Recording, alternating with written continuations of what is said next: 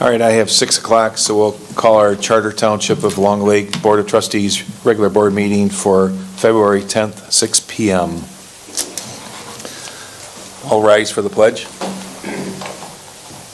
I pledge allegiance to the flag of the United States of America and to the republic for which it stands, one nation, under God, indivisible, with liberty and justice for all. Turn that on. Yep. Roll call, please. Wagner. Here. Wheelock. Here. Seaver. Here. Walderek. Here. Robinson is here, and Lemkool. Here. And Schaub is absent and excused. Yep. All right, we'll open for our first public comment before you get into all what you're going to say. I just want to take time to introduce Ella Moore. So Ella is our front desk administrative assistant, so she's taken over that position. So I just want to make sure she got to know everybody because everybody will start seeing her face. So I told her she didn't have to stick here the whole time, but Terrible. she started this morning. To be your first So. sign to get out. Run. So yeah, so I just want to make sure that everybody gets to put a face with a name when they come in and see her. So. Welcome, Ella. And that didn't mean that Sarah left. Sarah just moved into a Yeah. different office, so. All right, well, thank you for joining us. Anything you want to say? You don't have to. Speech. So, cool. All right, well, thank you. You can call it a day if you'd like. We'll see you in the morning. See you in the morning. All right, so now we'll go on to the public comment. You go ahead with reading your stuff. There's no one here. I will, for It's up the to you. camera. Okay. Any person shall be permitted to address this meeting of the Board of Trustees, which is required to be open to the public under the provisions of the Michigan Open Meetings Act as amended. Public comment shall be carried out in accordance with the following. Any person wishing to address the board shall state their name and address. No person shall be allowed to speak more than once on the same matter, excluding time needed to answer trustees' questions. The chairperson shall control the amount of time each person shall be allowed to speak, which shall not exceed 3 minutes. The chairperson may extend the amount of time each person is allowed to speak. If a group wishes to address the board, the chairperson may require the group to designate a spokesperson. The Township Board does not respond to comments other than questions by the trustees or to make a necessary clarification. Silence or non-response from the board shall not be interpreted as disinterest or disagreement by the board. All right, any public comment?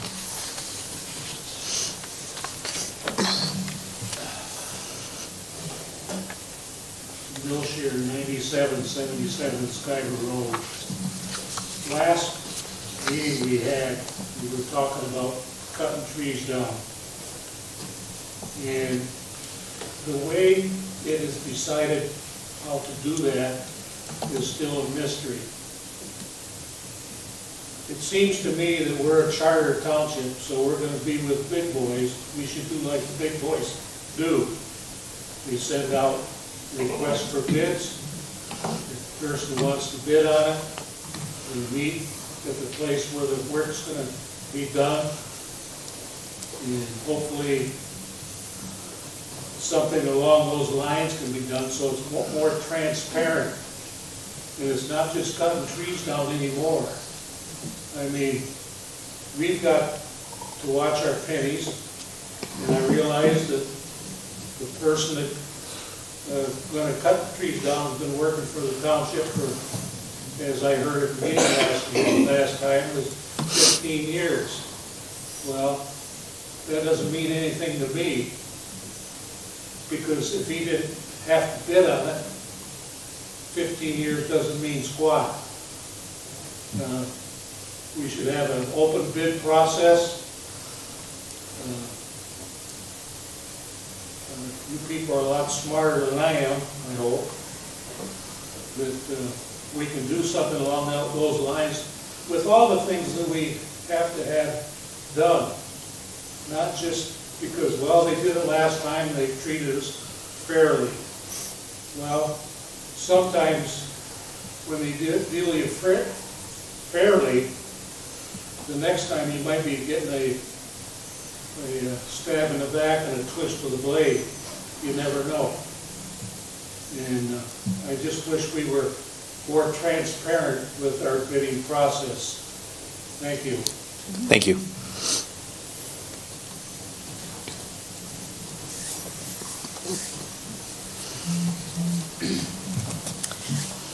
Tina Allen, 10120 Deer Path South. So first I want to apologize because I'm going to leave right after this. It's not because I don't care, it's because I have another meeting. And I'm retired, right? So, but what I wanted to say was, I figured you couldn't make a decision about short-term rentals without me saying something, right? So that would just be horrible. So what I wanted to do is, I did read Cody's memorandum, and what I would hope that you would strongly consider approving would be the concept of having zoning ordinance work on where those would be, which zones it would happen, and then still have a township ordinance that works with that power.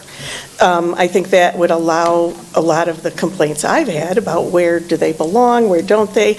The other thing is that I know that was sent to the Planning Commission a long time ago. I can't remember, I was there, I don't know, you were still on it.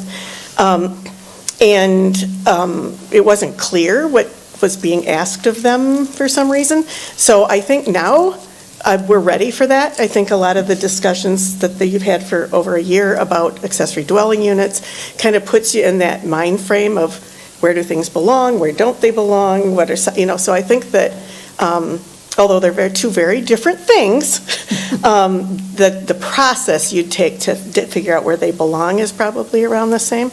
So I would just like to say that I highly support that decision. Thank you. All right, thank you. Any other public comment? I've been so quiet for so long. So similar to Tina's comment about short-term rentals, I'm voicing an opinion here. Some may not like it, might not be terribly popular, but we have commercial businesses going on in residential. And as I looked at some of the other things that popped up around the area and in the rest of the state of Michigan, places like Park Township in Ottawa County, Peninsula, Ann Arbor, have disallowed some short-term rentals in certain areas, some of them completely. So there's a precedence that's been set to throttle down the amount of short-term rentals that are allowed and where they're allowed. Specifically, residential doesn't get commercial businesses. And as Tina has found, and has the folks over in Fox Grove, I believe it is, that is being, the attorneys and judges are now rescinding that and basically tightening up short-term. With that, it does create some form of, you've got a rental in a neighborhood, it does change the whole pace of the neighborhood. It's not, you don't have kids playing, you don't have that kind of community happening. In our mission statement, it does say, the last part of it says, unique to improve the quality of life for present and future generations. Well, if you've got people that are transient, essentially, coming and going, that's not helping to build community presence. It also presents a loss of revenue for a lot of our local businesses. The people that are eating, they might be eating out, but you're not getting the spend from residents that you would get if you've got just people that are coming and going every week. The other one, too, that I find interesting is that we have a housing crisis in this area. We have 125 houses right now making money for either corporations or individuals, not contributing to solving the housing crisis. Now, some of these things might be 6-bedroom houses that would be perhaps out of price range for people that need houses. But there certainly are houses around here that could be used for homes instead of for benefit.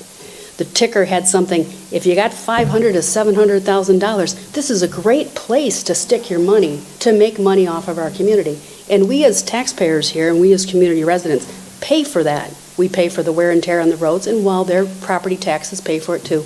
We get to live and eat and sleep and breathe how badly Bridlewood is and how badly some of the other roads are around here that have high traffic areas from it. So I'd suggest considering some form of a pause or some form of an opportunity to look at putting them in specific areas. Maybe it's commercial areas, as has been suggested, but at least throttling back how many of these we allow, because it is very disruptive. And in my neighborhood, I know that my neighborhood says residential use only, and I know that on Edgewood, there are a whole bunch of commercial businesses up there.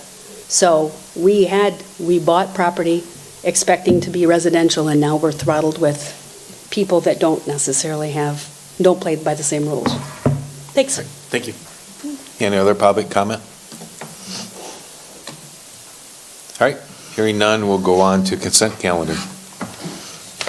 Okay, tonight the consent calendar consists of the Township Board meeting minutes of January 13th, 2025, the Treasurer's Report as of 12/31/25, the January 26 reports from the Planner, the Zoning Administrator, the Enforcement Officer, the Parks Department, the check register for January 26, the Grand Traverse County Sheriff's Report, January 26, and the Grand Traverse County Road Commission, January 2026. Can I get a motion to approve?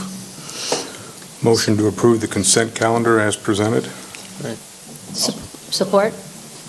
Motion by Kevin, support by Linda. Any further discussion? Hearing none, all those in favor say aye. Aye. All those opposed? Motion passes. All right, approve or amend the agenda. I do have a couple of items to add. I want to add and change the numbers. So number one is the Cedar Run Design Engineering Proposal for the grant we received and doing the work over there. The next is for the Emergency Service Station, the roof proposal. It would be number 2, and number 3 would be short-term rentals. We'll make a motion to approve the amended agenda. Second. All right, motion by Kendra, seconded by Rhonda. Any further discussion? Hearing none, all those in favor say aye. Aye. All those opposed, motion passes. Conflict of interest on anything on the agenda today? Seeing none, we'll go on to special reports. Commissioner Morris. Okay. First of all, no hard questions for me tonight. Turns out, like, before you have surgery, they take away all of your meds that keep you happy for a couple of weeks beforehand, and so, I'm just telling you. I have a stick. Anyway, okay. So basically, what we've done recently is we approved a new checklist for developers that are seeking tax breaks for workforce housing. The goal of that is for the county to be involved in the process earlier in that process, and so we can give clear understanding about what the board would want to see for the projects to move forward instead of it sliding in last minute, always a good thing. So housing projects seeking a pilot agreement need to be geared toward residents earning no more than 100% of the area median income, as opposed to the prior 120%, and at least 20% of the units need to fall in that category. We also agree to have a consultant complete a housing study for the county. Yes, another study. So tomorrow we have a study session on artificial intelligence and a treasurer update and opioid settlement spend plan update. That's what we got going on. Any questions? Easy ones only? Okay. Here's maybe an easy one. Okay. What is the area's median income? What is it? I have no idea. I know I fall in a lower category. Yeah. Okay. All right, thanks. Thank you. All right, Chief Down. Good evening, all. Andy? So fires continue. We were actually even up this morning at 3:30 for a possible house fire. So hopefully with the weather breaking, and again, even though none of those actually had to do, majority of our fires had nothing to do with winter or heating, which is odd in itself, but hopefully we're going to move past that here very quickly. We have been hosting with the Career Tech Center. Somehow I got the right nerve with the professor there, or instructor there, that we've been letting some young students come out and shadow, talk to us, talk to the staff, trying to get them on the hook of future endeavors in emergency services. All of the staff have completed their fit testing. We're currently working on our OSHA requirements for the year. And luckily, we've had our first quiet month at 61 calls in over 7 months. So that was, we finally got out of the 80s and 90s. So that's what we have. Any questions? Also, you have in your stack of stuff down here is some analysis of the runs from 24, 25. And Dave sent this out to us. Oh, okay. You were copied on it. And so these are the runs that we went into Garfield and the city. So it talks about what our charges were, what our payments were, and what the adjustment or bad debt was. So we'll be reviewing that as we move forward, just so you guys have some stuff that we're working through that process to kind of see also what we write off. There was a lot, especially considering that was just our mutual aids. That's just Yeah, mutual aid where you, Over 50% or about 50% Yep. write-offs, yeah, it's.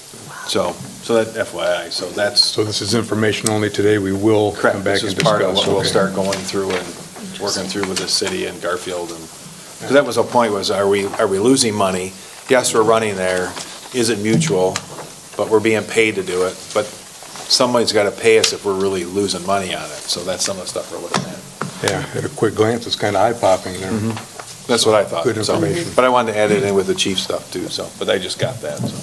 So Chief, I saw in your report that you spoke at Leadership Grand Traverse, and I wanted to mention a coworker of mine is actually in that class, and I suggested to her that she apply to become a candidate for that class as a result of you going through that program 2 years ago, I think. Last year. Last year, yeah. so.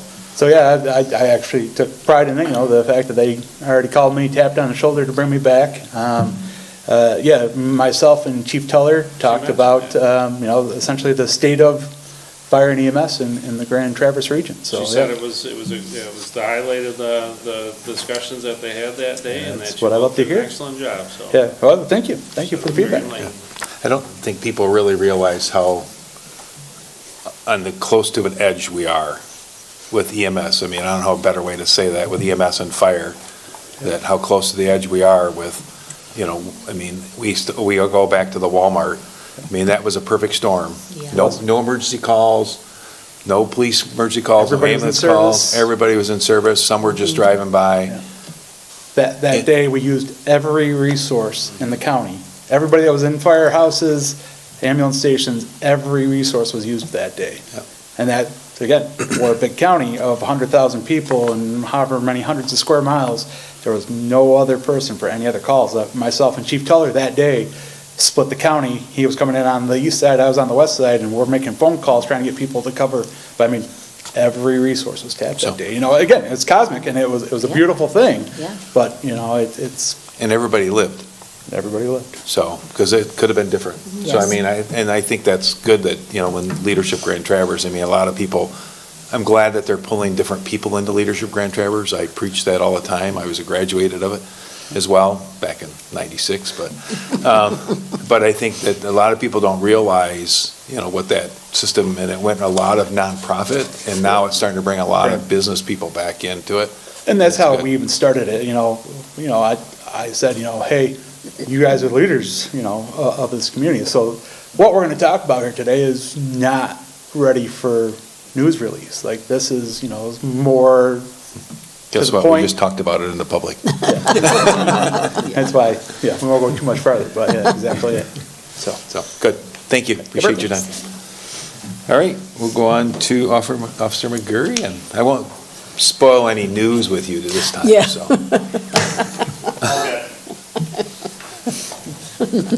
Hi, everyone. Hello. I don't have a lot to talk about. 56 calls for service since the last meeting. It's been steady, mostly crashes, as you can probably guess. After last meeting, I got a lot of requests for fraud presentations, which is great. So I'm working with Sarah here at the Township. We're planning on doing one here at the Township in this room, probably in the spring when some people get back from Arizona, Florida, wherever they might be. So I'll give you more info as that comes along, but I'm glad to finally see that there's some interest here in Long Lake Township, and I don't have to go to Garfield or anything to do those. So busy month, but a good one, and I'm enjoying my time at the fire station. So, yes. Any questions? Perfect. Thanks, guys. All right, thank you, appreciate it. All right, we'll go on to, with no pending business at this time, so we'll go on to Cedar Run Creek Design Engineering Proposal. So Scott's here from F&V, Fleece and Vanderbrink. So this is, we received the grant. A lot of stuff we're working through to do ourselves to try and save the money through this one, but there are some expertise that the grant requires that we do. And so that's why we've asked Fleece, who started the project with us, helped us put the grant together and everything. So this is their proposal. And it's kind of an à la carte to do different things that we need them to help out with stuff. So their proposal's for $56,000. We did plan $60,000 in that area for this engineering cost, stuff like that, so. And I know Fleece will be in front of us next month to talk about Gilbert's boat launch, so.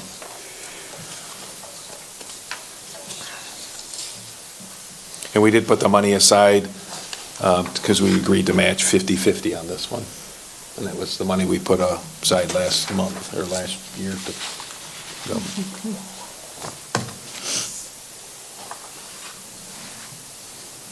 Any questions for Scott while he's sitting here?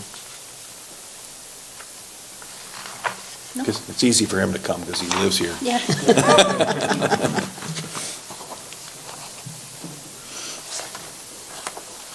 I'll make a motion to approve the Cedar Run Creek Natural Area Design Engineering in the amount of $56,400. Can you add to it as an à la carte type? As an à la carte. Thank you. That way we're not agreed to spend the whole money with them if we don't need to. I'll second that. All right, we have motion by Kendra, seconded by Rhonda. Any further discussion? Hearing none, all those in favor say aye. Aye. All those opposed? Motion passes. All right, next, Scott's also on the hot seat for this one too, just in case. So what we have is at the emergency service station, you'll notice that we've talked about this leaky roof since basically the beginning. So this proposals have somebody come out and look at it, which is Chief, which is the one that designed the building. And so we're trying to figure out get to the bottom of this one. I know Fleece did some work on it last year. We're still having leaks, and they're talking about there's still some more screws are missing. Some of the grommets are gone. The wall where it goes up between the two areas leaks. So the plan is to get Chief out, get our opinion. This has also gone, Scott and I were talking about today, this has gone to the top of Fleece as well. So they're aware of it, because I'm asking, why are we still spending money on it? We really haven't spent any money yet. You spent it. Yeah. So this is something this is a quote, it's $5,000. I just wanted to bring it in front of everybody.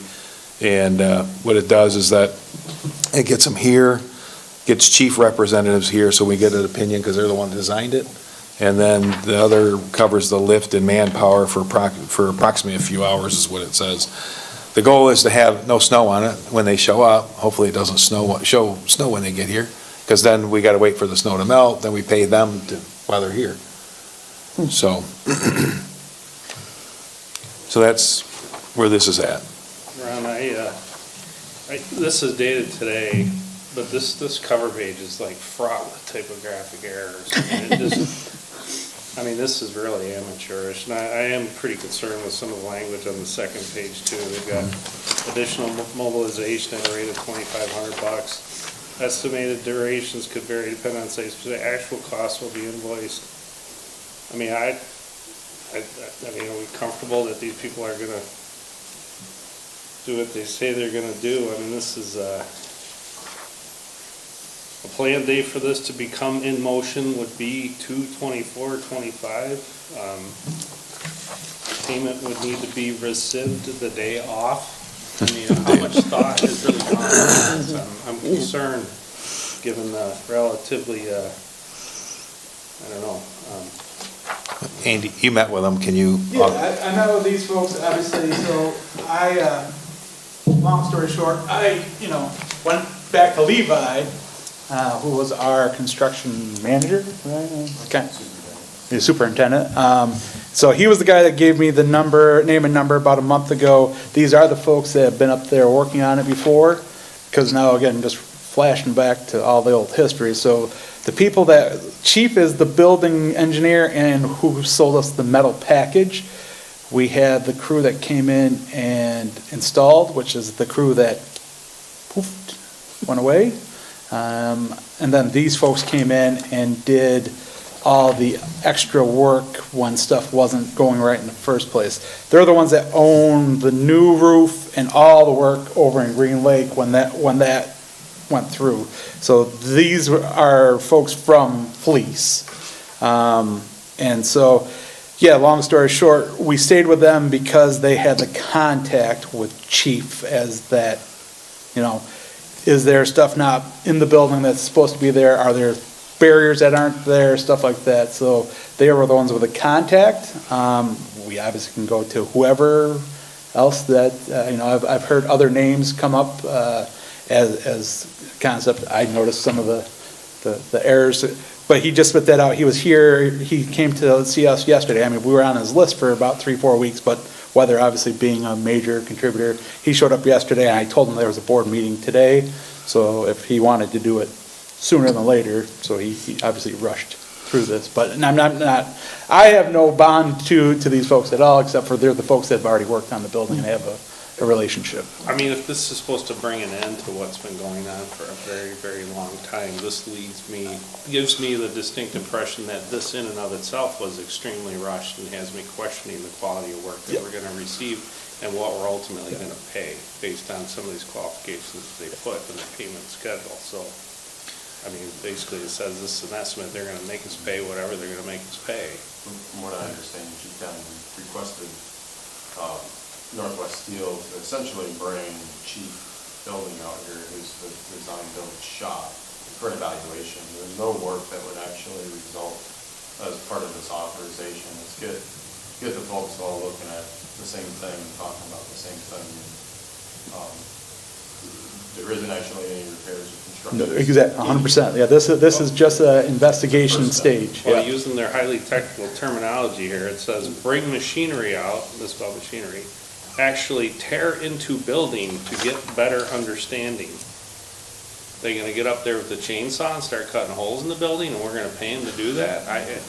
This is concerning to me, the way that this is worded. If everybody's comfortable, we know what we're getting, but based on what they wrote, I am not comfortable with what we're getting. Scott, is there any way to deal with Chief directly without them? At this point, yes, I would say that. Can you, so instead of approving this then, can you make contact with Chief and figure out what it would take to get them here and get something from them? I'm happy to do whatever. I just found out about this today, so Levi didn't share the news that you were having those issues and actively pursuing Northwest Steel. So certainly I initiate a call, or if you want to initiate a call. If you could initiate a call to Chief, Sure. and then we can figure out, and we can meet next month if we need to, then most of the snow's gonna be gone anyway. Yeah, So- I think it's one of those things that they were even saying, even though I don't know why he was trying to push it for February, it was discussed that it's a spring thing, you need the ice gone, and, you need to be able to see the entire roof, so. Okay, all right. I have one question. So over the years, when there's been similar problems, who has looked at it? I think Fleece has looked a few times. Has Northwest Steel actually been here already and Yes. looked at it different times? Several different. Several different times. So, yeah, in my mind, I think maybe we need some different eyes Okay. on it. Yep, all right. Yeah. And I have a question about who was responsible to start with. I mean, if it was faulty equipment, I feel like we've been dealing with this roof since the day you moved in there.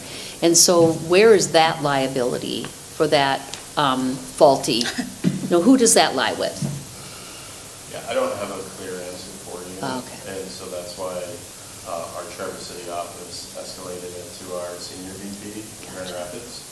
Just go right to the source, that's Bob Wilcox.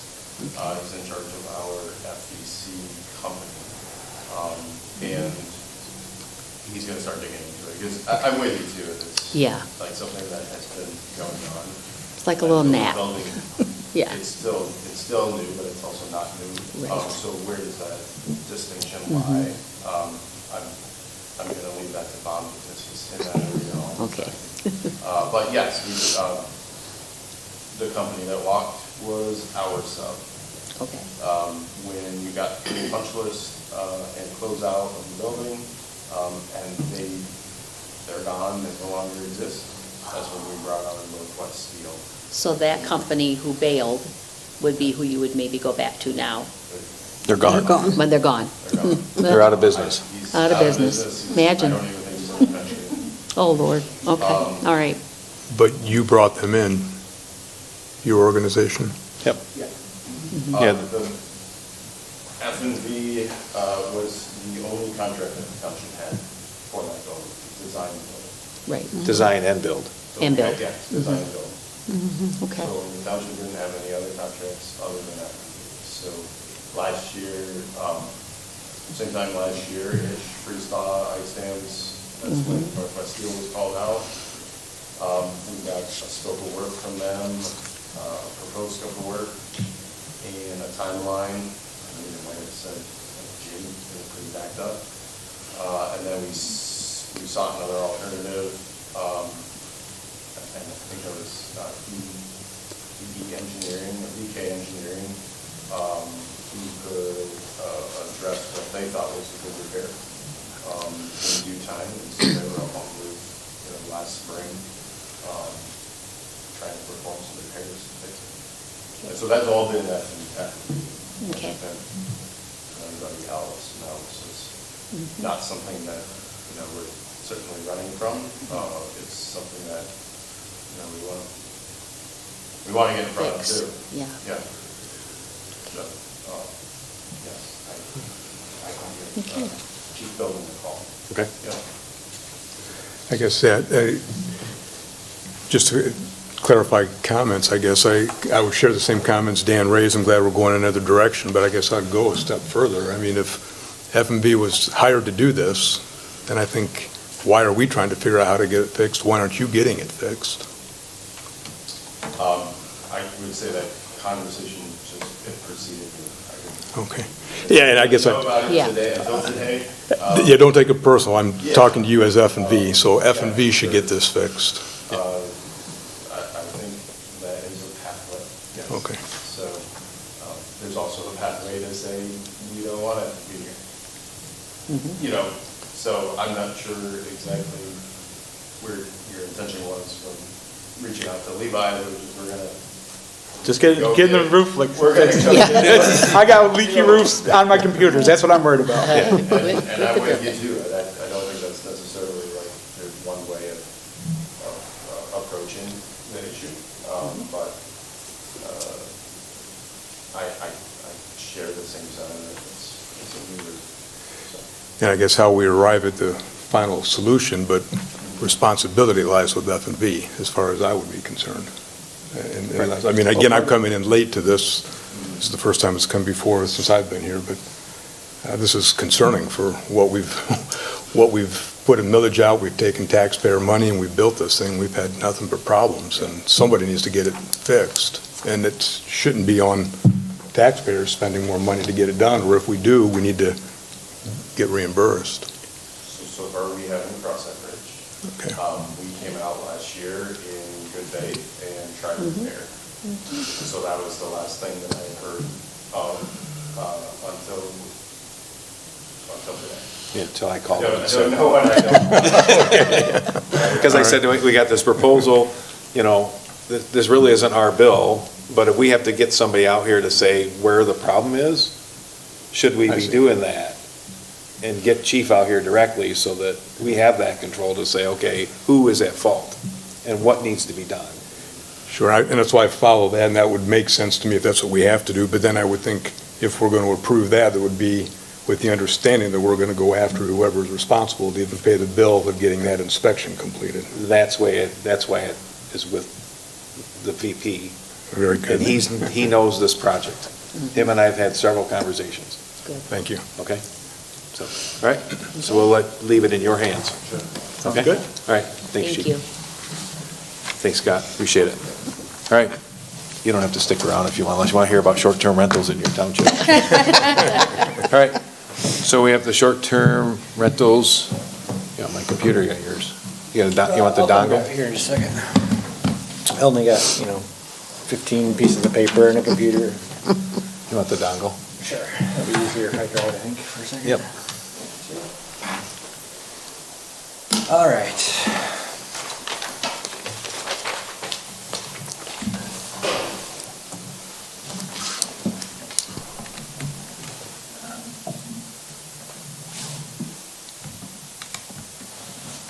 Well, with any luck, we'll be getting this up on the TV for folks to see. There we go. Okay, so short-term rentals. I put a memorandum in the packet for us tonight. The basic background is in July 2025 here, before budget season, the Township Board was reviewing administrative amendments to our short-term rental ordinance. As part of that discussion, larger questions came up, including things like the potential of putting a cap or location or density of short-term rentals in the township. Just a little background for those who don't know. We established a short-term rental ordinance number 178 in 2019 and has been since amended. Oh, you're not to interrupt you. Is it coming up? Or? Oh, man. It is on my screen. Not that it helps anybody else up.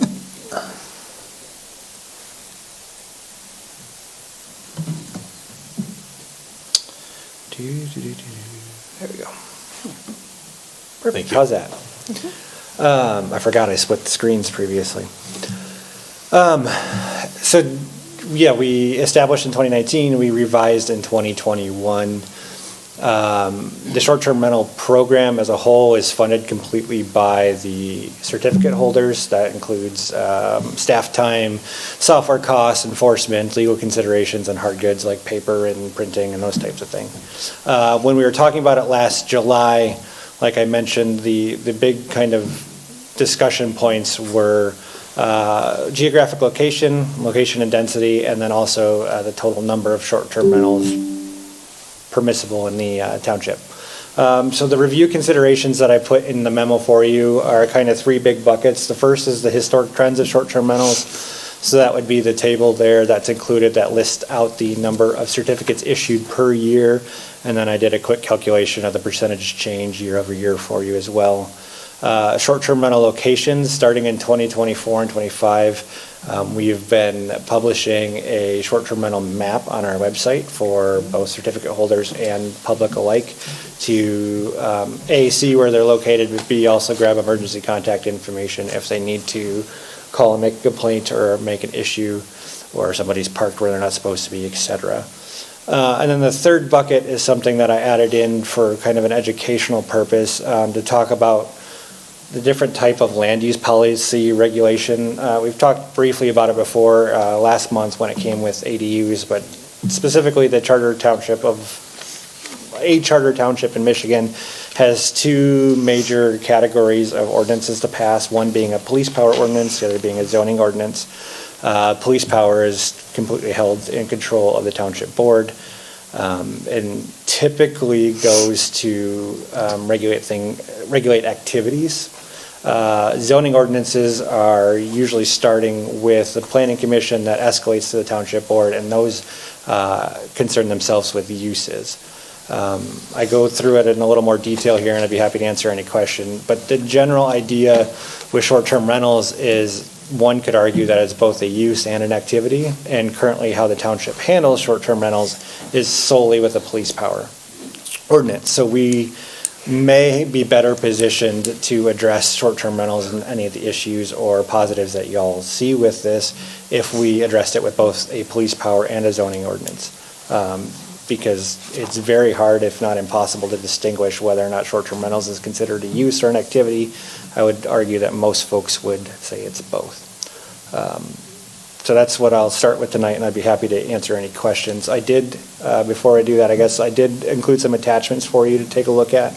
The 24 and 25 short-term rental map, which is static in your guys' copies, but I also pulled up the digital copies if we need to zoom around the township and take a look.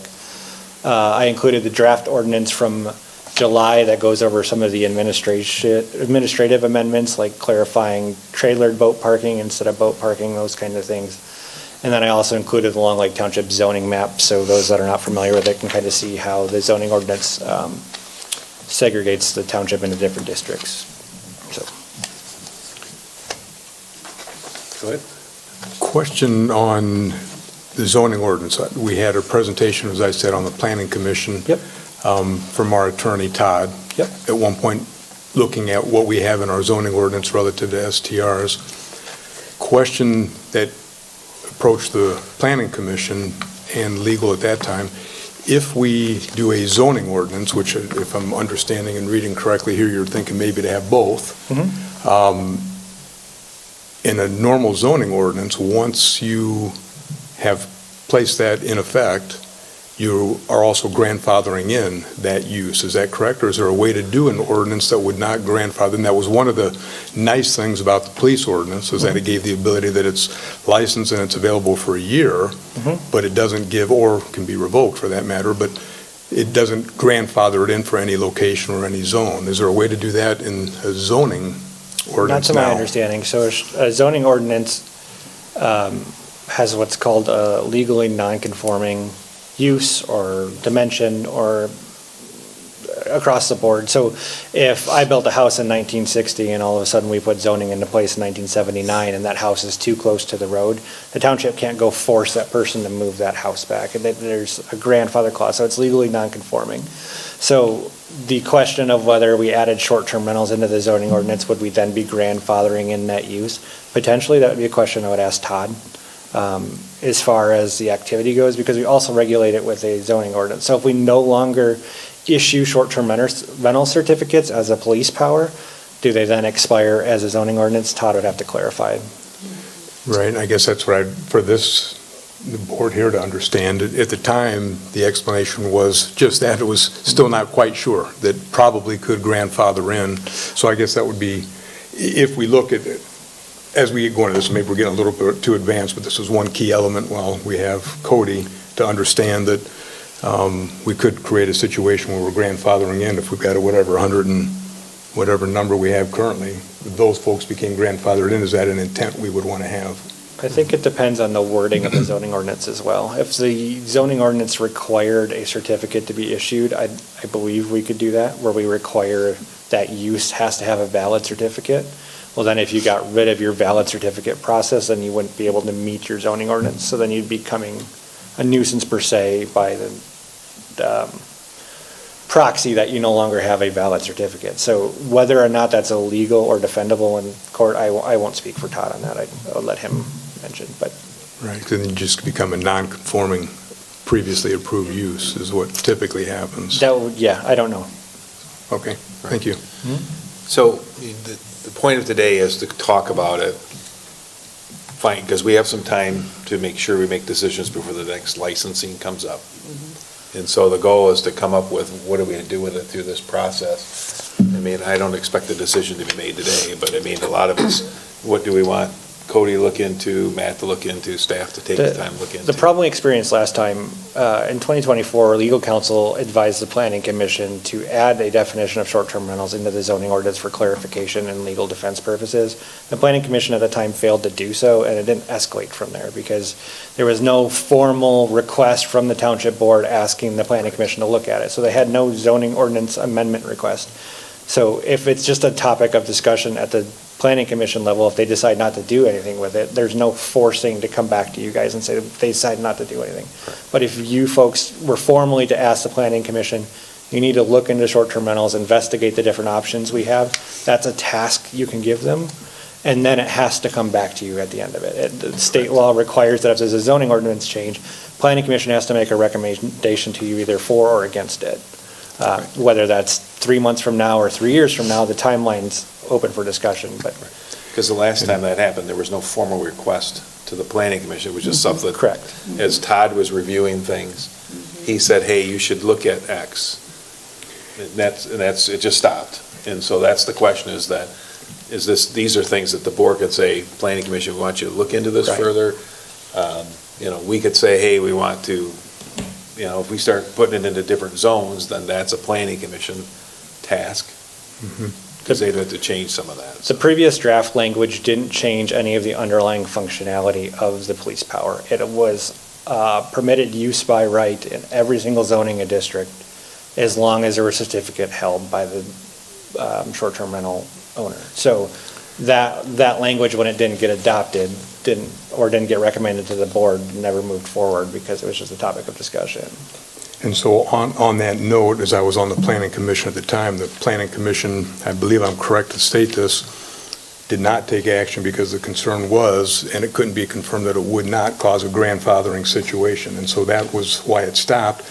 But this board should know, I believe, Todd came with that recommendation. There is a little bit of an interesting conflict in that we are authorizing a license for these to operate in any zone in the township. Yet if you go and look at our zoning ordinance, nowhere in the zoning ordinance do we permit these to happen. So we're actually licensing something to occur in a zone that we haven't permitted it, and I believe zoning ordinance prevails in that situation. So we have an interesting situation, and maybe we should have something in both sides or in neither side, or find a way to, but I think it certainly needs to be looked at. Right. Okay. You were going to say something? I was just got a couple of things come to mind. One, and question for you, would probably more, well, not probably, would be more directly, I guess, best responded to by Todd. But the court ruling that happened that tied short-term rentals to commercial uses. Yeah. We had a lot of people coming to talk to us that this court ruling proves that their deed restrictions or condominium bylaws or, whatever documents they might have recorded and are Yeah. enforceable, that they're being violated. What does that mean exactly? So the court ruling that happened was in a legal case from an HOA standpoint. So the summary judgment, and forgive me if my legalese is wrong, but the summary judgment was stating that short-term rentals are considered a commercial use when it applies to deed restrictions.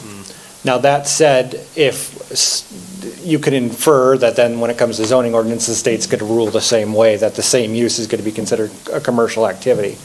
But we do not segregate any of our districts from having commercial activity. We currently allow commercial activity in all of our districts in one shape or form, either in the most common form in like a business, but we also do home occupations and those types of things in residential areas. So there are, from a zoning ordinance standpoint as it currently sits, there's not really a conflict when it comes to that determination of it being commercial. And it has more of an effect when there is folks like Tina who spoke earlier, whose HOA strictly prohibits that. They had to take somebody to court to uphold that ruling. Yeah, and it's kind of quiet, but I know there was quite a bit of chatter for a while there about the state was talking about making it such that local unit of governments could not further regulate short-term rentals. Has there been any more movement? Not that I'm aware of, that's been legally passed, but they like to change stuff with short-term rentals, ADUs, and land divisions all the time without taking our thoughts into consideration, so. I know that was, under the previous group there, but that was shockingly concerning to me that Sure. that was being talked about. I know some of the other Northwest Michigan communities have been wrestling with this. They put like caps on, which, if we put some arbitrary number, let's say that number is 100 or 1,000 or whatever, I mean, that doesn't do you much good if you've got 3 of them within a stone's throw of your home and it's destroying your quality of life. So I Right. don't know if any of the other communities that you're aware of that have been as proactive as Long Lake Township in trying to East Bay has address a cap. this. They have a cap of 100, and then they have a waiting list for anybody who'd like to be on. They also have a distance measurement. I believe it's 1,000 feet from the address point that they're not allowed to have. So if you live next to me and I had a short-term rental, you wouldn't be unless you were 1,000 feet away. They went through a process. You can't just arbitrarily put a number. You have to have supporting evidence to do so. So they looked at things like demographics and median income and the funding, or the potential funds for having a short-term versus long-term rental, those types of things. So you have to have data to back up your decision, but you are totally allowed to do that in whatever fashion you deem necessary. I mean, it would seem like this is, well, to me, this is the number one issue that I am approached about Okay. from folks in the township as concerns about this. I am a little concerned if we just punt it back to the planning commission though without some very clear direction, that we could end up in a situation such as what happened in the ADU. We sent it to the planning commission, they do a bunch of work, they send back what they feel is their best foot forward, and then we don't adopt their recommendations. So if we are gonna send it to the planning commission, I would encourage my fellow board members to provide some very specific guidelines for what it is we're hoping to achieve. Right, but the capping and the distance would not be a planning commission, that would be a board could be. decision. Or it's not a police, it would be put in our police. It depends how you enact it. So the reason, zoning ordinances have to run by districts. If we can say for the Lake Residential District, we can have a ratio of density on something. So we can have a density ratio on buildings on your property at a zoning ordinance level. So if we'd only wanted 50% of the property to have buildings on it, we can run that type of ratio. We could do the same thing with a use, so that you're only allowed to have X percentage of use in a district. But that's not going to keep it from next door neighbor necessarily, unless we put a distance between it. So you could run it that way, or we could run it where you have it in the police power ordinance that specifically calls out on that. There's good and bad for both objectives, I guess. I think the most important part is that when those two are looked at, that the ordinances work together. They don't step on each other's toes, because right now, as it stands, like Trustee Sievert was talking a minute ago, our police power and our zoning ordinance, somebody could argue butt heads, and they don't necessarily, they're not congruent. So that's our biggest issue from a positioning standpoint. As far as the details that go inside of distance or volume or quantity, those can all be hashed out. But just from a 3,000-foot level looking down, there's a better way we can position ourselves to regulate it however you guys deem fit to do so. I have just the thought that's going through my head is that when this all first started, and I know a big concern and a big reason that the board approved this and pushed this forward was that for generational properties and people that, their grandparents or parents own property and now the kids own it, but they cannot afford it. So they can rent it when they're not using it, pay the taxes, and keep their property to pass on generation after generation.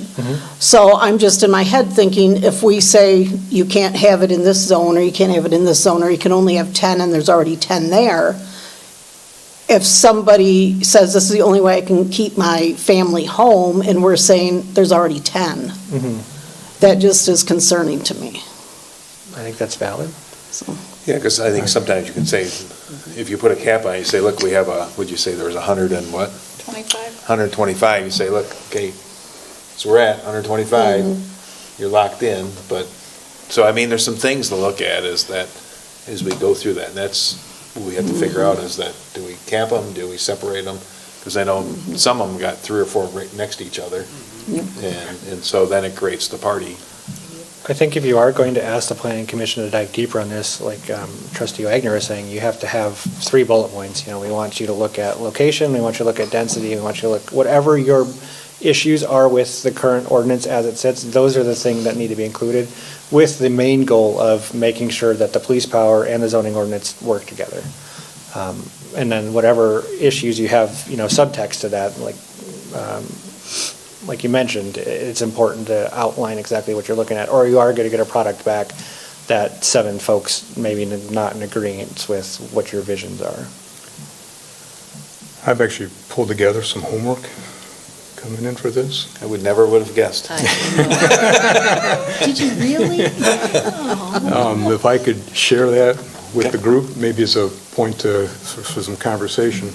I've got one, everybody just take a pack, and then I might have 1 or 2 left over for put up here if anybody from the audience wanted to grab a copy, but otherwise, instead of me just talking, I thought I'd put some things together. If you wait, and I'll kind of walk you through what I have here, but kind of top line, in terms of the 1, 2, or 3 things, I kind of bundled in, and I think there's 5 areas of concern for our township that need to be considered.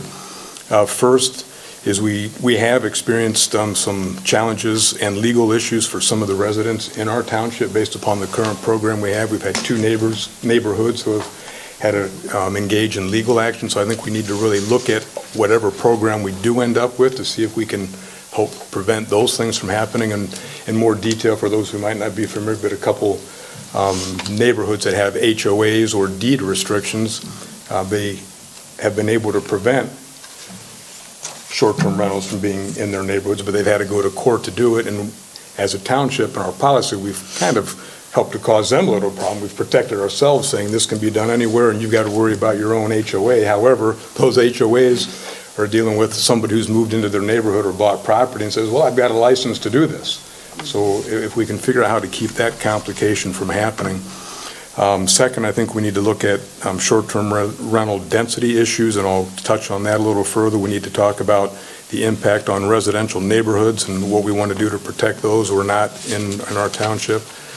We need to look at the impact on affordable housing. I've got quite a bit here to look at on that, particularly because some issues have come up relative to ADUs and affordable housing. And then finally, I think we need to look at the comment I already made in terms of our current police ordinance potentially having a little bit of conflict with our general township ordinance. So anyway, I don't have that on the list for you folks there, but I want to read, this is from, that kind of set the stage for the rest of what I'm going to walk through here. This is from an online home appraisal company, but they had quite a bit of information, so I'm not going to read the whole thing, but just some key points in that. And what it has here is how short-term rentals influence home prices. And this is when we go into the affordability component. One of the most debated aspects of short-term rentals is their effect on home values. Property owners who convert homes or apartments into short-term rentals can generate higher income than they otherwise would through traditional long-term leasing. As a result, investors and homeowners see these properties as lucrative opportunities, increasing demand and driving up home prices.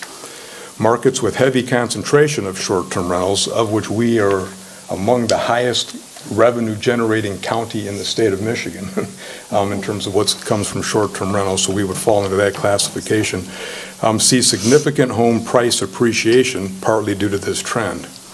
Short-term rentals also impact the availability of long-term rental housing. When property owners shift from leasing to long-term tenants to short-term vacationers, it reduces the supply of rental units available to residents. This scarcity can drive up rental prices, making housing less affordable for local renters. Short-term rentals can also alter the character of residential neighborhoods. Some communities experience an influx of transient visitors, leading to concerns about noise, security, and erosion of neighborhood sense of community. Full-time residents may feel displaced as familiar neighbors are replaced by a rotating cast of vacationers. Some cities have banned short-term rentals in certain zones to protect housing availability for long-term residents. For prospective buyers, especially those seeking primary residence, the presence of short-term rentals in a neighborhood could influence their decision. A high concentration of short-term rentals might lead to fluctuating home values and quality of life considerations, such as increased noise and parking spaces. And the last comment from this, short-term rentals are reshaping housing markets in profound ways. While they provide homeowners with additional income and boost local economies, they also contribute to rising home prices, reduce long-term rental availability, and changing neighborhood dynamics. So that's kind of an overview of some of the things that have happened with short-term rentals in the last 5 years plus. With that, what I put together and passed out to each of you, what I first called Exhibit 1, my handy-dandy little map. This is maybe less important than some of the other pieces I really wanted to get into, but this is an example.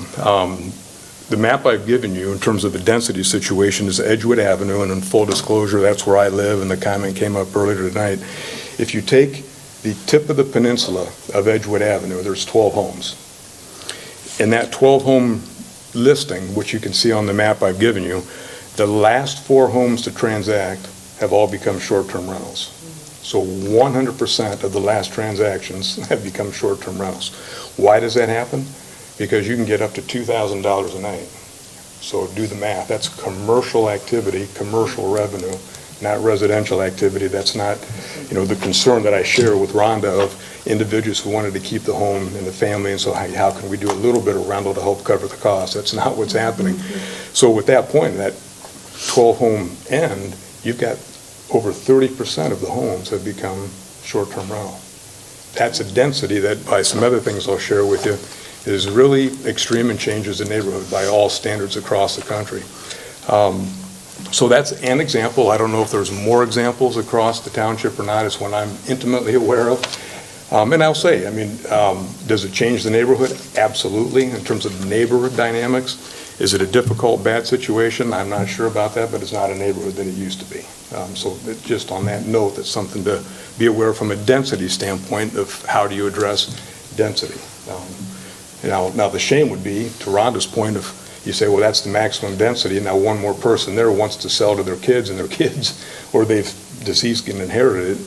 How do you handle that situation? Maybe if you say, well, that density is too tough and we're not going to allow more to go in. I think there's ways to work with that, and I think that comes down to maybe capping not the number, but the rental nights that might be available, which turns it from a commercial viable activity to a residential, how do we save the family property kind of a thing.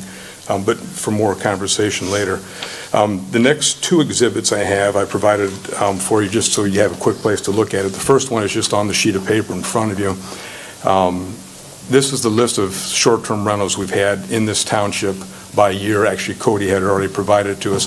But if you look at that, there's, on average for the last 5 years, I took out the first year because that was year number 1, but for the last 5 years, we've averaged 114 homes under short-term rental. You say, okay, 114, is that big of a deal? Well, in terms of affordable housing, the next exhibit I have for you are the new home building permits that we've issued in this township. And if you look at that, over the last 6 years, we've averaged 36 homes a year, new homes. You take the 114, you've taken 3 years worth of new home building and eliminated it.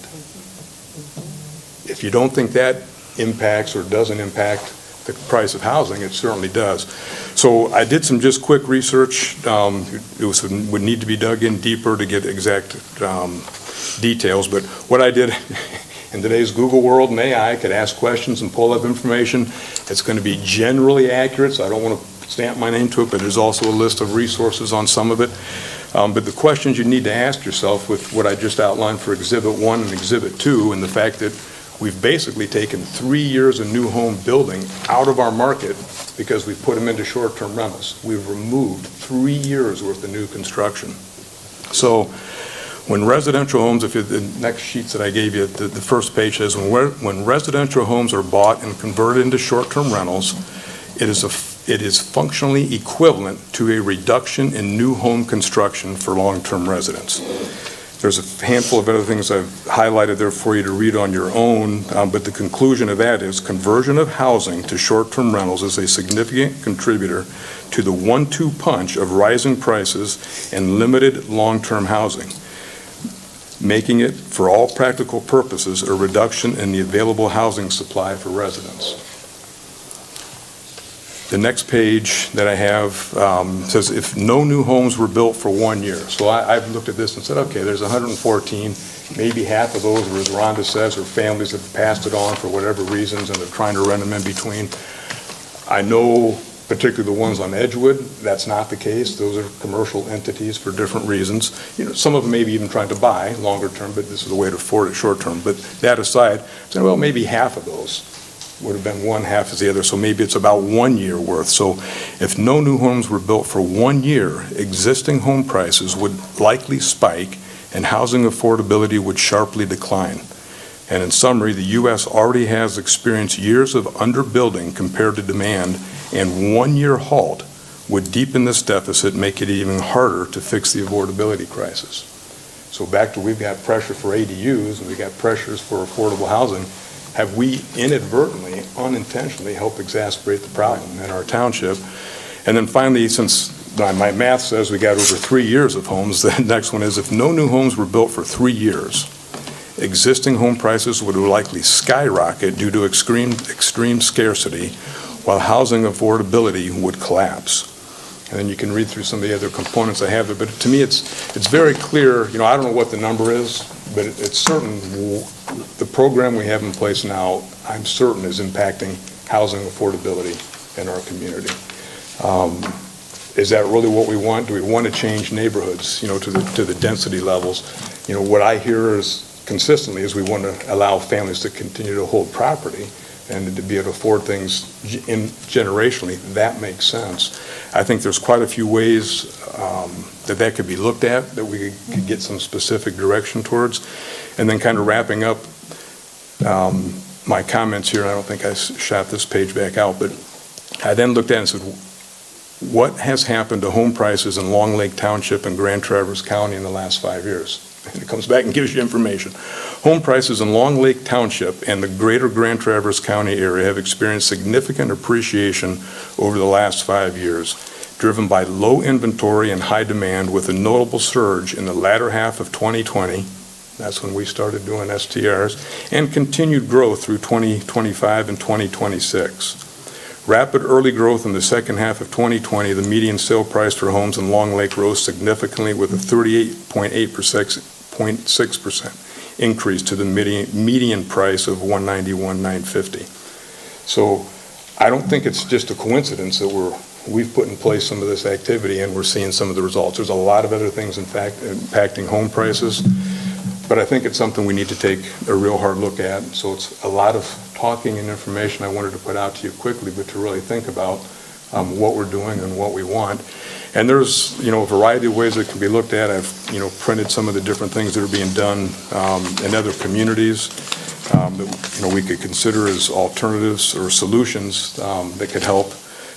Some of those things, and these I pulled up, common restrictions on short-term rentals to limit commercial investors. And I think that's what we want to do, is limit the commercial investor. And some of the things that are being done that are permitted in Michigan, Cody would have to verify, and Todd, but from this list, owner occupancy, and I'm not saying any or all of these are right, maybe one or none. Owner occupancy requirements, property caps per owner, numerical license caps, saturation limits, zoning reclassifications, and minimum or maximum night requirements that can, a home could be rented. So in other words, a family who's inherited the home, maybe they need to rent it, I don't know what the number is, 30 nights a year at $2,000 a night? Is it 60 nights? But if you put a limit on, that suddenly reduces the interest of me, the commercial guy who wants to come in for $1.5 million and buy a nice lakefront property and get $2,000 a night out of it. If I can only rent it 30 nights, I'm probably not going to do the math that's going to say, yeah, that's a good investment. But it might allow the family to continue to work with it. So, and I'm just throwing out numbers. I don't know what that would be, if it even makes sense, but more for us to consider and chew on. Well, that's what it's all about. So when we started a lot of this discussion of short-term rentals is because they've been happening in our community for a long time. They've always been here. This has always been a resort community. A lot of resorts used to sit around the lake at one time. I know when my grandparents bought the house, they said, why do people live on the lake? Because that's where people go recreate, and you don't own houses on lakes. But I think a lot of it was, when we started, was where are they? And then what can we do to put some rules in place? And it's grown since then, but that was the whole goal, is how do we figure out where they're at, what's happening with them, and then put the rules. And that was how we originally started putting them in there, because they were always happening here. Right. And they've been going on for a long time. So I think that was why we put this in. But it's like, when we put our ordinance in, several communities pulled up ours and followed our guidelines. It doesn't mean that we don't need to touch them periodically and address them, but you're right, I think a lot of it is. But I think, Penny, the county, I'm going to ask you, because the county I know is going to go through the survey, and it includes short-term rentals, long-term rentals, households, revenues, median, it's supposed to include all that. So part of it is that I don't know what the timeline is for the county to do all that stuff and what the end result is. So I could ask, you could find that out for us, because that would help us out with this, as we research some of this stuff. Instead of us having to research it, the county's already gonna spend the money to do that, and then we can look at that, so. Because I think that'll give some more of that information to what you got going on. Sure. What you're bringing up. Sure. Good summary, Ron, and I think, had the township not been so proactively forward-thinking and gotten in front of this, just imagine what it would be like now. Some of the, pick up the, enterprise ones, Casson Township, they're dealing with all kinds of, issues, and they don't seem to really have a good handle on it. So there have been unintended consequences. We saw it with short-term rental of multifamily properties, but we moved the goalpost on that, and that was very awkward. We allowed it, and folks invested in it, and they followed our rules for the most part. There was some shenanigans going on, but then we changed it. So if we're gonna change it, now's the time to do it before, and I don't know if maybe we're already beyond that saturation point, but maybe an easy way to do it, to kind of throw up the red flag to the community that we're looking to do this, is to adopt a number. Maybe we're there. We're already experiencing a lot of problems. Maybe 125 is the magic number. I don't know, but that might be a good way to do it. Or put starting in 2027, we're going to have a moratorium on issuing new permits, or whatever, something, so that we don't just tomorrow, boom, we're not going to do it, and then all these people are like, around this point, while we've been planning this succession, that's how we're going to keep the family. I don't want to see innocent folks get caught up in an abrupt about face, I guess, would be my concern. But I do strongly feel that we've got some work to do to make some improvements and continue to refine this, to try and keep trying to build that perfect mousetrap to strike some kind of an even balance. But it does feel like we've kind of hit the tipping point and started to slide off the scale. So. Right. So when it comes to problems, I don't recall a lot of complaints that we get on our hotline. And Sean, how many short-term rentals do you get called out to? Zero. So I think a lot of it's that we have pockets of issues, or certain homes as issues.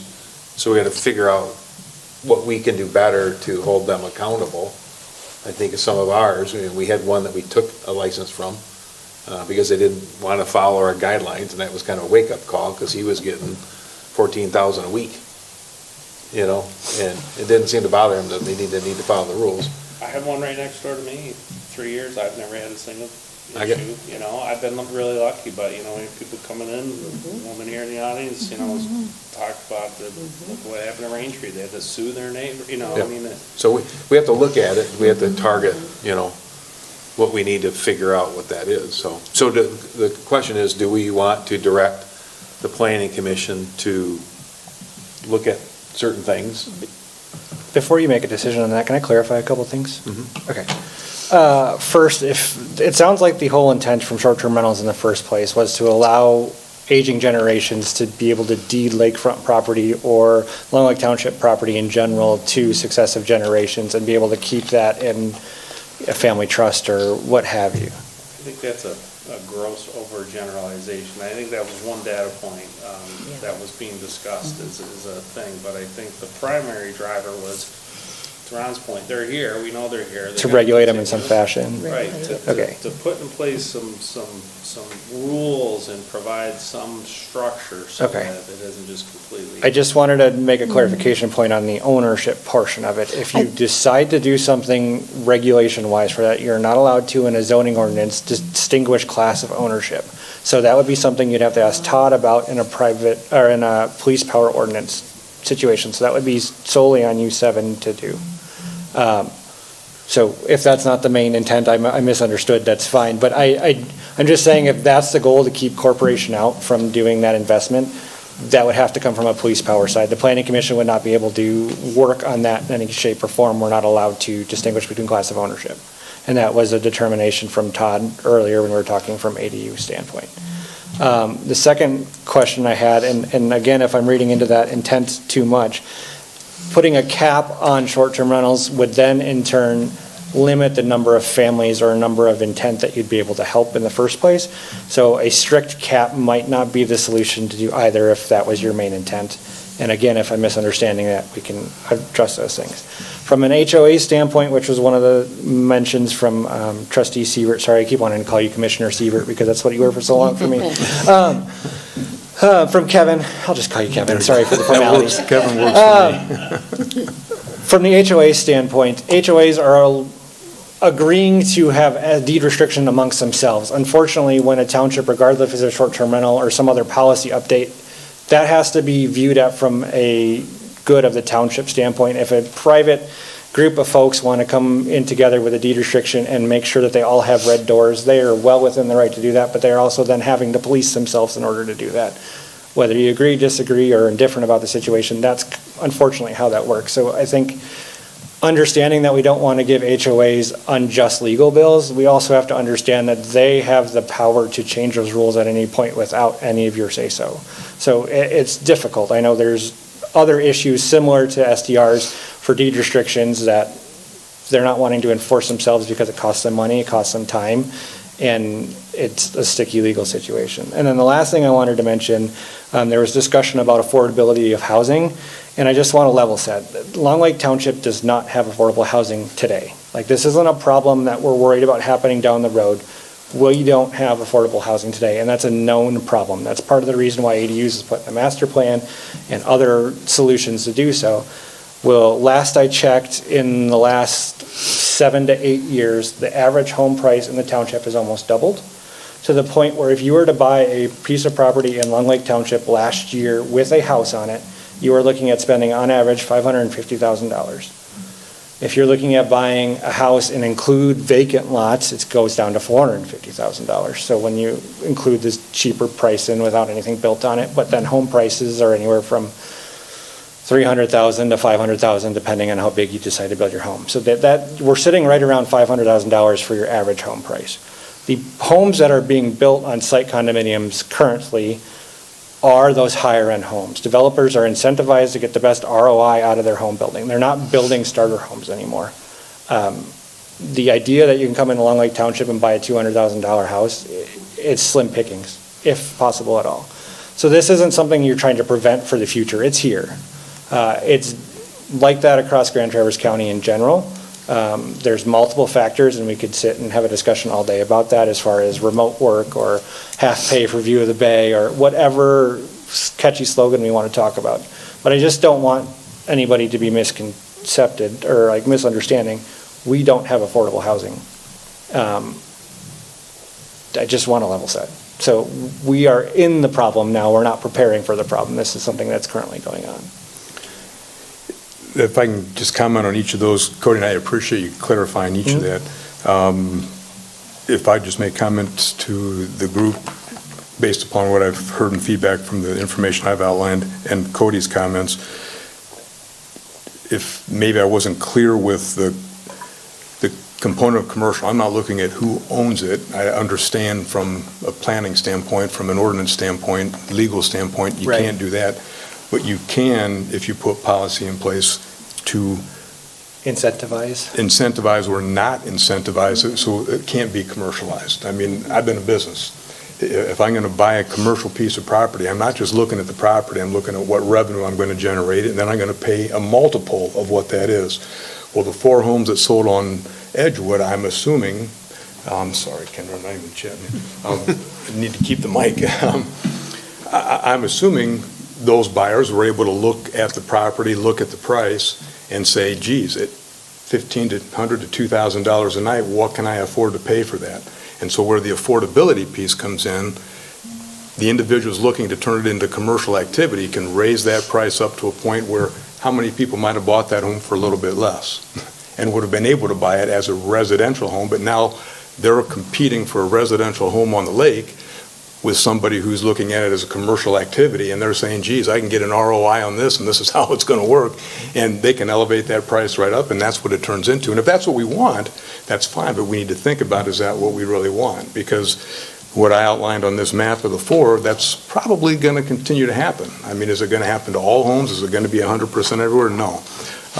But is it going to continue to happen? Absolutely. quite honestly, if it continues and that whole pier becomes it, I'd look at doing the same thing. I'm not going to live in that situation, but at $2,000 a night, I can bail out and go somewhere else and just have commercial property here in the township that's being taxed at a residential rate. Sweet. So I think that, and then I wanted to comment on that extending into the affordability piece. So not necessarily that we'll have affordable housing, but I've got another article here that even if you raise a high-end pricing in the market, you're taking everything up. It's a domino effect that will continue to go. So we're just making it less and less affordable, maybe not affordable housing by definition, but we're making the community less affordable for all those who do wish to come in. I just didn't want the misconception to happen that if you eliminate STRs, that we're all of a sudden going to have affordable housing, because affordable housing has so many factors. Right. And I just wanted to, we have public that watch and we have decisions to make. I just want to make sure folks are aware that because it's multifaceted, removing one of those facets isn't going to necessarily drastically change it to where you're going to notice the effect. And so maybe what I should have stated is, we're not going to create more affordable housing, but what we're going to do is maybe not cause it to become so unaffordable for folks to move in and have a home and live on the lake, or to have a home and live in Long Lake Township, because we've helped to take 114 homes. I mean, think of it in reverse. What would happen to real estate pricing in this township if we went up to 114 in about 2 years? What if all of those homes had to be sold in the next 2 years? You put 50 more homes on the market each year when we're only building 30? That's going to bring pricing down. I'm not proposing that's what happens. I'm not proposing we take anything away from anybody. I'm just proposing we look at how do we make it so it's not commercially viable. Let's make it residentially viable for neighborhoods. There might be some, creative ways to make it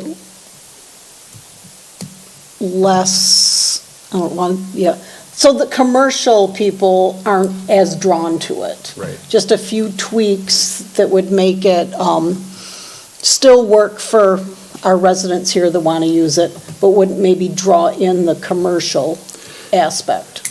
Right. Now, even go so far as to say, I'm sure some of these folks are coming up and buying it and they want to put it into a rental because they're going to retire in 5 years, or they're going to do something, there's some amount of time they need to do. I don't think you want to stop that. I think what you want to do is stop the full-scale commercial activity, where it just goes into a rental program, and that's what it's designed to do for an investor. In its portfolio. Yeah, exactly. So I think, there's several ways that keeping it as a residential neighborhood related, which there's time in, time out for people to buy and acquire, and limiting the number of nights might be, I don't know the number, but limiting might be a way to do that it helps that type of activity, but doesn't allow the business person to come in and say, yeah, boy, look at the ROI I'm going to get on that. That's Cody, when you said that the zoning ordinance doesn't allow you to have different classes of ownership, can you explain that a little more? Okay, so the zoning ordinance gets its power from the Michigan Zoning Enabling Act, right? So the state gives the local jurisdiction the right to pick and choose its land uses it wants to have in the township. Part of that legislation states that the township can't say, okay, you have a PRE here, so we're going to let you do this, but you don't have a PRE, which is a tax classification about principal residence. We're not allowed to distinguish between those two owners in that manner, because we're not allowed to distinguish between those two ownership classes.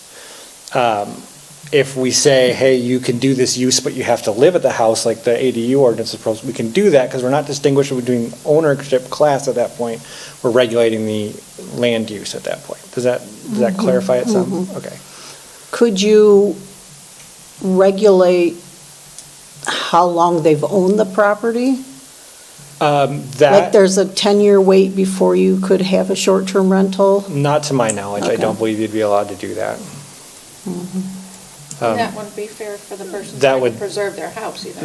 Then again, be putting ownership in a certain class, if whether or not your tendency is. Right, I was thinking if the family owned it for so long, but I'm just trying to think of ways to keep people from just buying it and turning it so quick. Yeah, I don't envy your position, because this is a multifaceted, complex issue that you're trying to get a good handle on, and I applaud you for doing that. But the other thing I would say, just as a general term, the more complex we make the law, the more complex the enforcement's going to be. So right now, we don't have a limit on the number of nights somebody's allowed to rent an STR. If all of a sudden we say you're only allowed to do it half the year, 180 days, Well, now we have to be able to empower our OEO to find a way to know how many days a year they're, so it's difficult because you guys are right. There's a certain intent that you're trying to craft this language to meet, but the more and more complex we make this language, the more and more complex it makes everything else. So there's got to be this weird balance that you have to justify, and again, I don't envy your position at all. I know there's a big portion in Key West, just because we have friends that bought a place there, and they got tired of the bachelor parties and Sure. all of those things, so you can't rent for less than 30 days. And a lot of snowbirds rent for 30 days or 60 days or 90 days. Sure. So they're looking for those people, but, so if I want to rent my friend's house, it has to be for 30 days. So that would, as it sits right now in Long Lake Township legislation, that would be the equivalent of getting rid of our short-term rental program, because we already allow 30-day and over rentals, so that Yeah. would be that equivalent. So anyways, that's just what Sure. That's they the did solution looking they for found. that was their solution. Sure. Yeah. But that's why we put some of those things in that said, we only get so many people can rent a house based on the septic tank.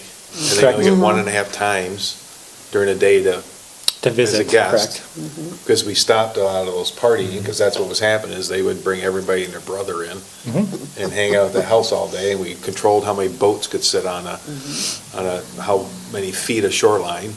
Correct. So we've controlled all those things.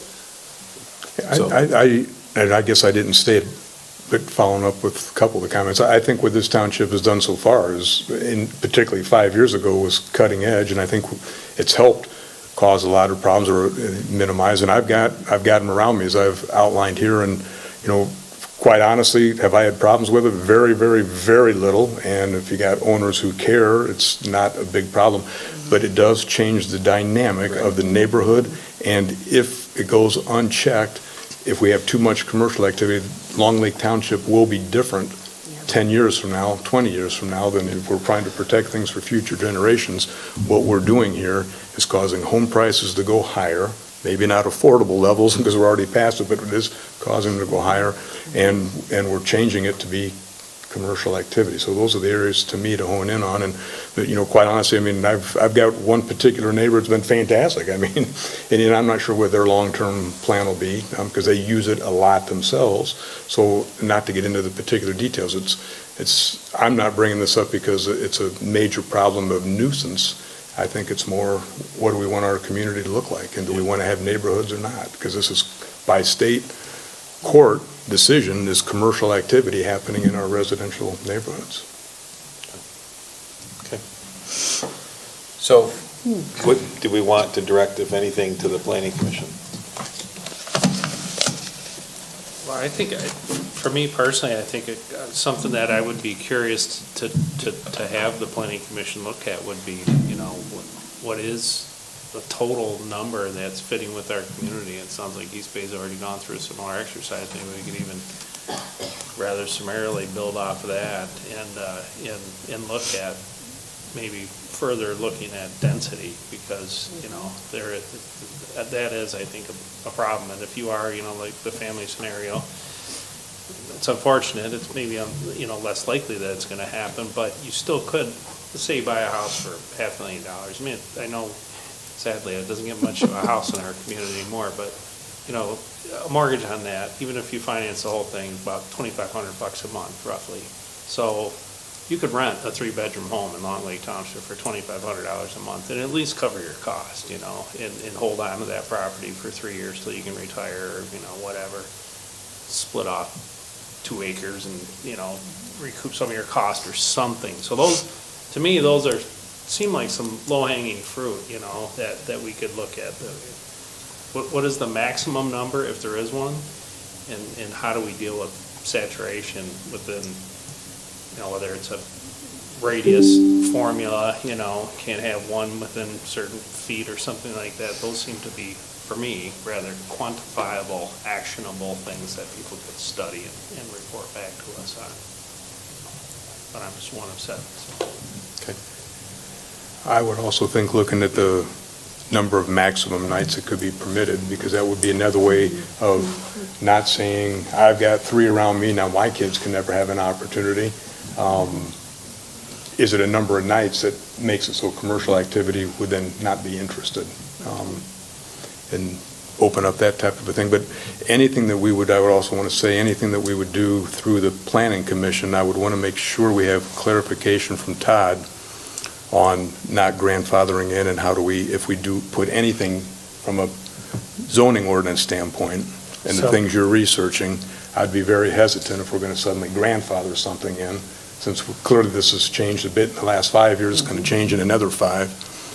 So just to level set a little bit again, the planning commission only has purview over the zoning ordinance. Right.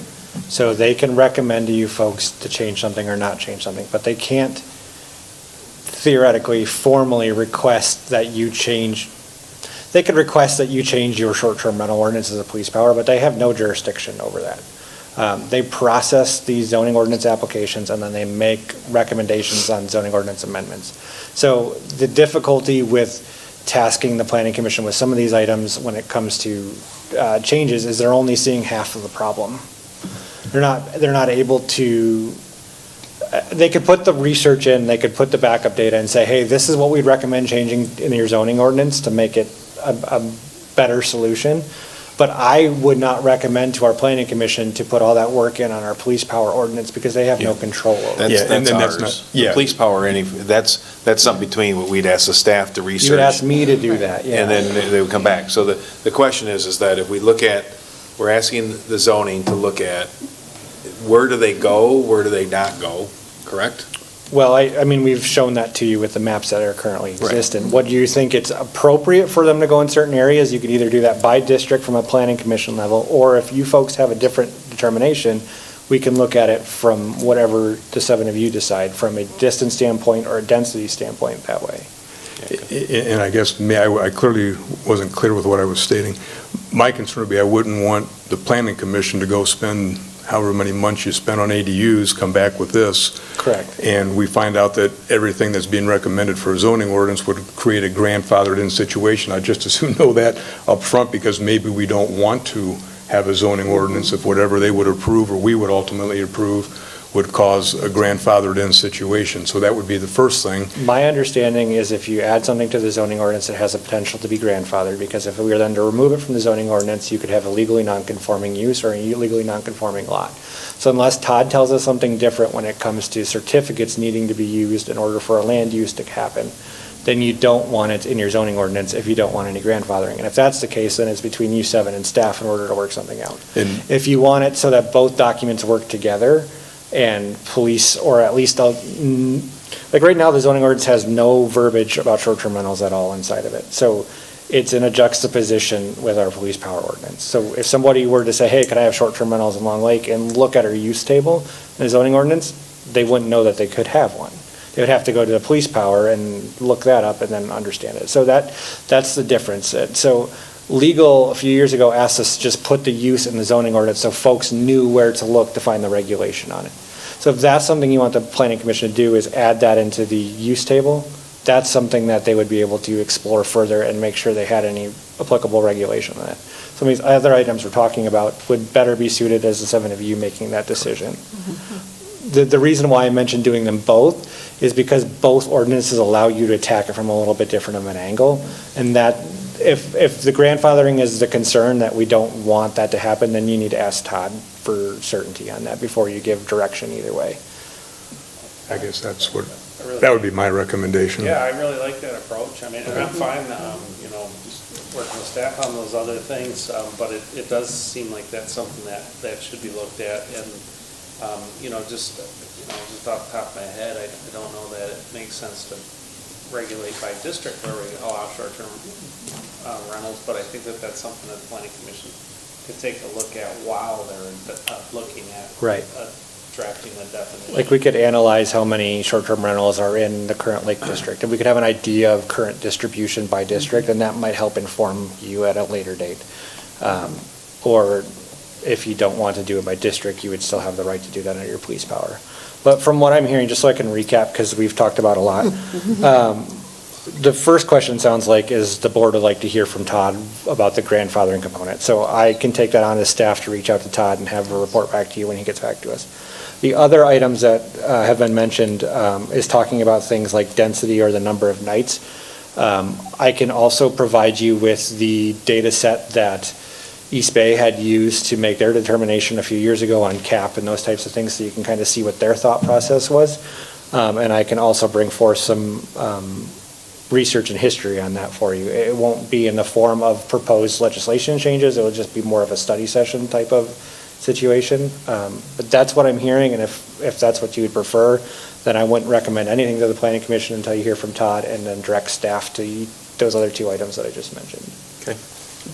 That sounds appropriate. That sounds Great. good, sounds good. Okay, all right. Thank you for You have making my your- to-do list longer. You have your pecking orders. All right. Thank you, Cody. Yeah, no problem. Thank you, All Cody. right, thank you. Goodness. All right, so we'll go on to our, appreciate it, our second public comment. Same rules apply. Sorry, wait, I'll get out of your way. That's okay. I'm in no hurry. I get paid by the hour. Don't I, Commissioner?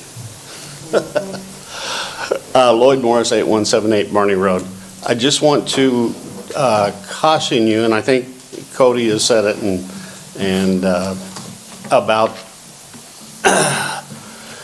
ordinances have unintended consequences. And since day one on the short-term rental ordinance, we have run into those. And if you start getting them to where they're in the zoning ordinance and grandfathered in, you can't do anything about it. Biggest case in point was, I believe, the second year or third year, we had 3 property owners that owned apartments that were kicking people out of their apartments so they could turn them into short-term rentals. We were able to stop that through the short-term rental ordinance because it was a police power and they would not be grandfathered in. So be very careful. Your staff is great. It does a good job of looking at unintended consequences, but you never see them all. Thank you. All right, thank you.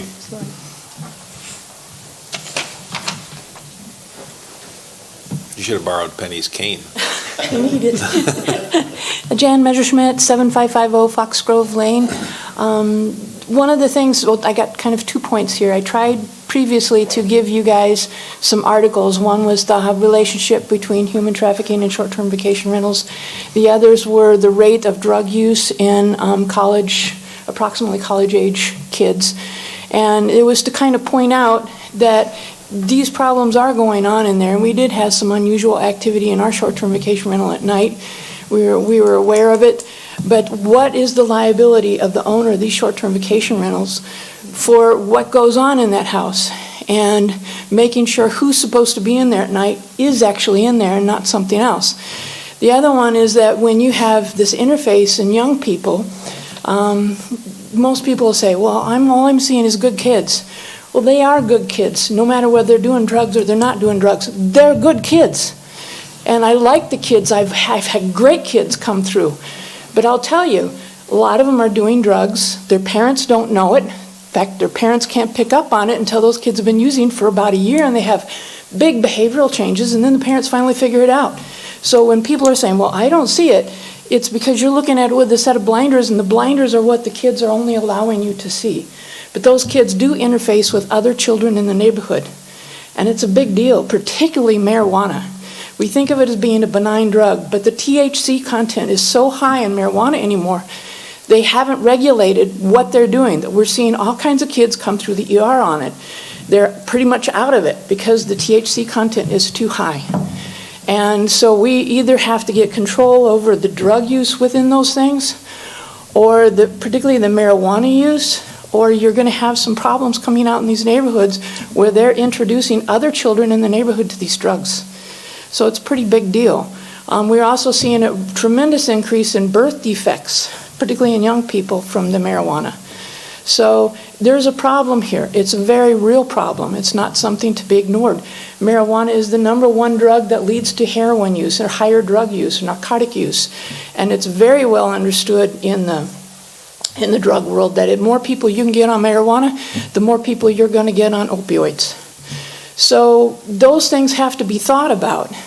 If you need more research, I'm more than happy to go out and provide it for you. Just tell me what you want, I'll go do it. I'm willing to help in any way that I can. The other point I wanted to make is that there are a tremendous number of young people who are buying these things for income potential. You got 30 seconds. Okay, for income potential, but with that income potential, they have to make loans. And if they don't have enough people coming in, then they get less picky about who's coming in and renting those things and putting that neighborhood at risk because they have to make that loan payment. Thank you. All right, thank you. Thank you. All right, any other public comment? All right, hearing none. We have no budget status reports. Board of Trustee comments. I just got some updates on a few things. Policy update, we've been going through a lot of policies. Staff has, probably one coming before you next week or next month will be cash handling and receipting policy. It's currently in the attorney's hands. Reviewing that. Purchasing policy, I've been reviewing that with other townships, and so we'll be coming with that in front of everybody so they have that. So, yes, we're working on it. And Twin Lakes, some good news. We received an email today. We're waiting for the letter to come, but we've been given from Zimmerman Charitable Trust $100,000. Oh, wow. We should have it by June 30th, and it's to be used at Twin Lakes at our discretion. So the goal is to use that to go out and start raising more money with it. So that's part of the bathroom project. We're working through that project, so we're about $140,000 that we've raised. So we're getting there.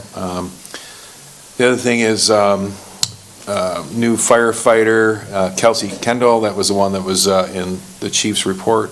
So she's going to start working down there as well. Timber Pavilion update. Everything's done except for the painting of the ceiling and the concrete ceiling. So we're about $24,000 left to spend of that money. So then we'll get that done. But the issue was it started snowing. It took a little bit to get things done. Just a little bit. So that looks much nicer if you haven't been down there, just the grading and everything. Thank you for the family that donated that. Crescent Shores boat launch. Long Lake Association is working through the process with Eagle to install a pressure wash unit down there as well. They've paid for the different things. So we're working with that, so there may be something coming from us that says, hey, they can use it because it's our property. And maintenance with what they'll do, that's part of their job is the associations to maintain that. So they're working through that. Insurance quote, this is the time of year where our insurance is up, and so we're working with our current provider, which has been with us for 30 years. But we are working with 2 other companies to see if we're really doing the right thing. We may find that it's the best rate, but we're finding just some information where some things should be insured more than what they are. So those are some things we're working through. And then probably March or April, we're going to go through all the survey results that have been on our website, newsletters, just to kind of give people an input of where those are at. So I think that's all I have. Any other Board of Trustee comments? All right, hearing none, we will adjourn at 7:42.